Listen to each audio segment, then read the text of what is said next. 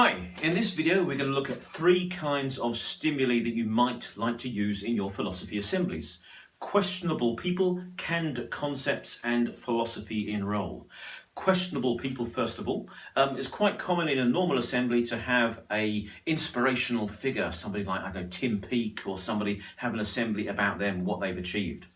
But of course, when you want to be debating something, you don't want a figure who is unambiguously inspirational. You want someone that you can ask questions about. So for example, if you were going to choose a heroic figure like a great explorer, you might then look at the fact that they've taken a great deal of risks. You might find somebody who went on a dangerous mission against the wishes of their family. So you're looking at, which of those different duties should come first. At the other end of the scale, you might look at a rather villainous individual. Tom's got an assembly that he does about a concentration camp guard. Now, of course, there's no debate there about whether or not this was a bad person, whether what they did was bad. But the question he asks is it right to forgive that person, or should they never be forgiven because what they did is so awful?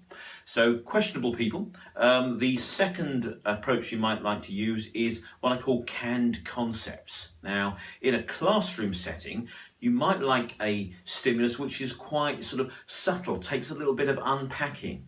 But just as when you're dealing with a big audience, you make your gestures bigger, you make your voice bigger, you make your presence larger, you make everything a little bit more obvious. If you're dealing with an assembly with all those kids there and a relatively short amount of time, you don't really want something which is too subtle. You want something which is big and bold and fairly obvious. So you want something, if you're dealing with a concept, that is going to make that concept really, really clear, knock people over the head with it. So a story that I often use in assemblies is a story about a Chinese farmer who experiences a series of fortunate and unfortunate events. And after each event, people say to him, you're so lucky, or you're so unlucky. And his reply is always, good luck, bad luck, who knows? So it's an ideal story to use in assembly because it's got a bit of a chorus to it. The kids can get involved with it, and it knocks you over the head with that concept of luck. Particularly important to use really, really clear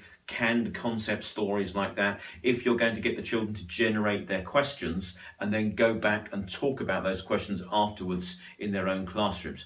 I don't generally do question generation in an assembly because of the limited amount of time you've got. You can only really do it if teachers are going to carry on the discussion and they've got space in their timetable to do that. Otherwise, you're generally better. Give them the stimulus, ask a question. Maybe some interesting questions will emerge from the things they say during the discussion.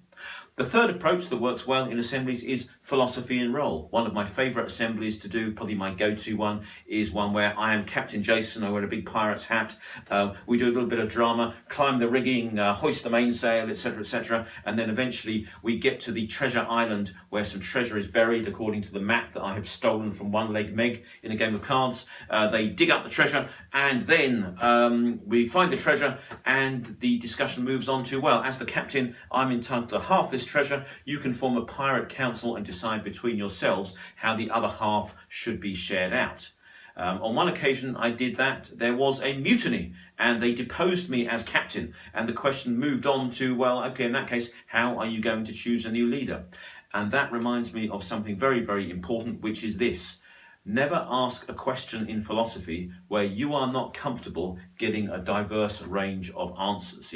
If you are fishing for a particular answer, which you think is the right sort of moral answer to give, if there's one answer you'd be really, really pleased, and wouldn't it be sweet if the children said that, don't ask that question. If you want them to think something, tell them what to think. Don't hold out the pretense that you're inviting them into an open discussion, because that's not really fair.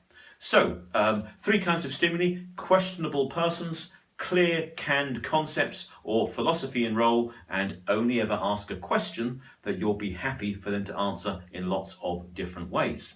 In the next video, we're going to get down to the nitty-gritty of how almost the physical process and what you say and what you do is different in that space once you've asked the question, they've seen the stimulus with 200 children, to how it is in a group of 30.